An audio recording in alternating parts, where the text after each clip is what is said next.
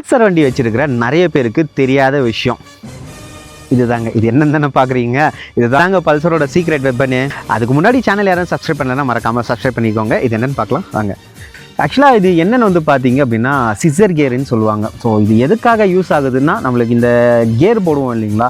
So gear போடும்போது நம்மளுக்கு அந்த ஃபஸ்ட் கியர் செகண்ட் கியர் அந்த நம்மளுக்கு மேலே போகும்போது வந்து பார்த்திங்கன்னா சின்னதாக ஒரு கேப் ஒன்று உருவாகுங்க. ஸோ அந்த கேப்பை ஃபில் பண்ணுற இடமா தான் நம்மளுக்கு இந்த சிசர் கியர். ஸோ இதோட மேஜர் ரோல் என்னென்னு வந்து பார்த்திங்க அப்படின்னா நம்மளுக்கு அந்த கியர் போடும்போதும் சரி, அதுக்கப்புறம் அந்த இன்ஜின் நாய்ஸையும் சரி, ஸோ ஓரளவுக்கு நம்மளுக்கு கண்ட்ரோல் பண்ணுறதுக்கான ஒரு முக்கியமான வேலையை இந்த சிசர் கியரிங் தான் பார்த்துட்ருக்கு. ஸோ இதனால் நம்மளுக்கு இன்ஜின் ஸ்மூத்னஸாகவும் இருக்கும், அண்ட் தென் கியர் பாக்ஸும் அதிகமாக நம்மளுக்கு அடி வாங்காது. அந்தளவுக்கு ஒரு ஸ்மூத்தான கியர் செட்டப்பில் தான் கொடுத்துருக்காங்க.